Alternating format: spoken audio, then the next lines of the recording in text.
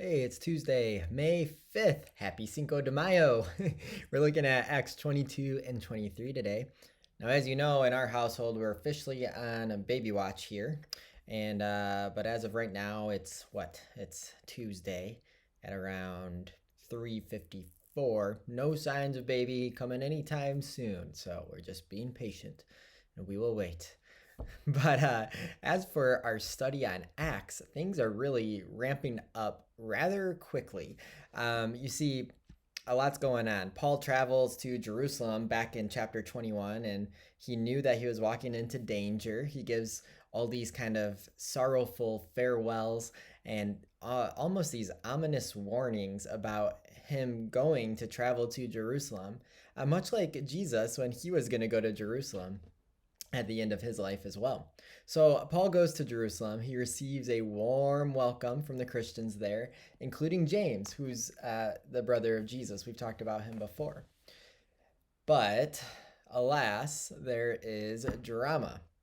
And really, the drama kind of is the whole focus of this end part of Acts. So you see, there were rumors that Paul was instructing Jewish Christians to not observe the Mosaic laws and customs. You remember we talked, I think it was last week, about the Jerusalem Council. That's where it was decided that Gentiles did not need to become Jewish in order to become Christian. They didn't have to observe Jewish law in order to become Christian. So the other side of that was that Gentiles needed to respect Jewish Christians who continue to uphold Mosaic laws and rituals. So there were these rumors that Paul was instructing Jewish Christians to not observe those laws. And they're not true. Paul wasn't teaching that. He wasn't teaching these Christians to abandon those rituals. And it was riling up, these rumors are spreading all throughout Jerusalem, and it was riling up the Jewish base there, especially the legal loyalists. So Paul, to discredit this rumors, he shows his respect for Jewish law by voluntarily undergoing the purification rites, along with 4 other Jewish Christians. This came as a recommendation from the elders of the Christian church that's in Jerusalem, and James is one of those. So he's going through this ritual. It's a 7-day ritual. It's nearly done, but then some Jewish men, it says, seeing him in the temple, stirred up the whole crowd and laid hands on him. So they accused him of defiling the temple. They accused him of taking Gentiles into the part of the temple they were not allowed. And this is an outright lie. Paul did not do that, but they're accusing him of this. And they're riling up the whole crowd. They stirred up the crowd. Language that probably is familiar to you, like the crowd being stirred up at Jesus's arrest. So it comes, this accusation that they're making at Paul comes with the penalty of death. And that's ultimately what they're seeking. They're seeking to have Paul killed. So the crowd's completely riled up, and a mob drags him out of the temple. They start beating him, seeking to kill him. Then the tribune, he is a commander of a cohort of 1,000 soldiers. He was under command of several Roman centurions. He immediately went. He tells the centurions, and they go and they rescue Paul, and they keep him under custody. So reading this, and at the end of 21, it shows just such a brutal scene, really. These soldiers that had to carry Paul up, like away from the mob, they had to carry him because of how violent the crowd was. They were just out for blood. And so Paul, he asks for permission to speak to this mob, this angry, violent mob that was just beating him. Usually, you're not going to have that great of an audience if those are the people you want to talk to. But the tribune allows it, and so Paul addresses the crowd.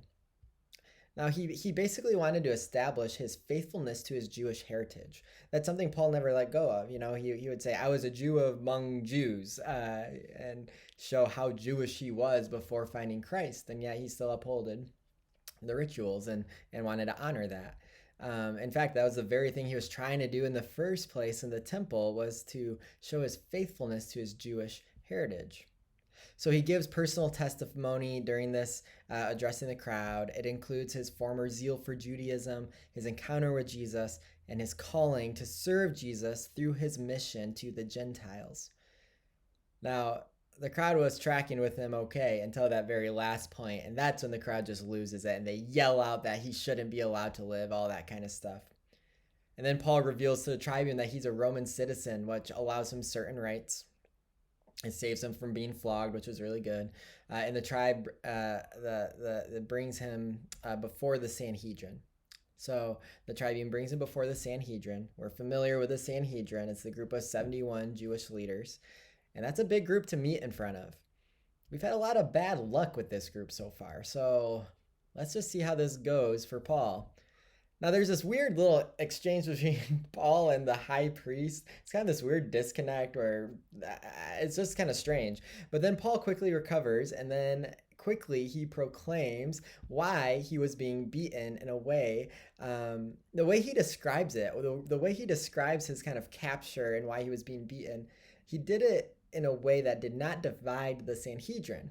See, the Sanhedrin was made up of Pharisees and Sadducees, which were often at odds with each other. But he very politically astutely navigates so as to stop the infighting, and he garners partisan support. I feel like we could probably use Paul in our context today. So he goes back into his protective custody. And then it says in chapter 23, verse 11, the following night, the Lord stood by him and said, "Take courage. For as you have testified the facts about me in Jerusalem, so you must testify also in Rome." I just think that's an incredible verse. The Lord physically showing up and standing by him. That's very powerful to give Paul this encouragement in the middle of this trying event that Paul's going through. It's a reminder that the Lord is with Paul. And then we read how the Jews, just one verse later, the Jews made a plot and bound themselves by an oath neither to eat nor drink until they had killed Paul. And then we learn about the plot. It's 40-some people are going to ambush Paul when they ask him to come out to speak. And so the plot's put into action, but Paul's nephew finds out about it. And so he warns the tribune, who tells two centurions to prepare an escort of 470 soldiers to take Paul to safety at 3 a.m. in the middle of the night to Caesarea. It's all crazy. This whole thing's crazy. Remember, the Roman force in Jerusalem under the tribune's command is 1,000 soldiers. And here he sends nearly half of them to protect this one man, Paul. And so Paul arrives, and everything is basically set up for Paul to be put on official trial to get to the bottom of this. That was a lot. Those are two very dense chapters and a lot going on. It's incredibly detailed, and it's kind of confusing account of what's been happening with Paul. It kind of reads more like some political thriller movie than real life. But we do know what we're reading is true history right here. And so through it all, I just love seeing God's protection of Paul. I love seeing how God works through this experience to get Paul where he needs to go, and his testimony that is going along the way. The parallels of the confusion with the mobs and the trial of Jesus and Paul are very interesting as well. And this is what amazes me, that through it all, we never read of any moments where Paul is deeply worried or concerned. I'm sure through it, he probably had some anxieties and some stress, right? Of course.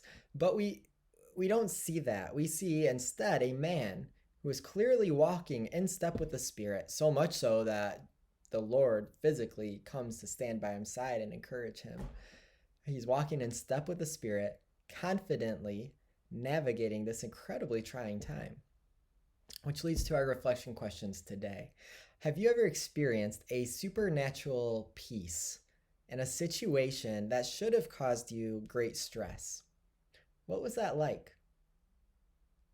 Next question is this. What are some signs in your life that you know God is near? Sometimes we just have that sense that God is walking closely with me right now, or you can sense his presence, his action in your lives, his calming voice. What are some of those signs in your life that help you see that? And the final question is this: just like Paul with the ceremony, have you ever experienced hardship for doing the right thing? What carried you through those times and what helped you through those when you were doing the right thing and yet you dealt with a lot of grief for doing the right thing? Hope you've enjoyed this time we've spent together. Only one more video on Acts. I can't believe it. This has been a whirlwind. I feel like we could have taken 3 months to go through this book because there's just so much in it. I hope you're enjoying it and getting a lot out of it. I know I am. I'll see you, I think, Lord willing, Thursday, unless we're busy having a baby. We'll see. Who knows? So maybe see ya, maybe you won't. Till next time. Bye.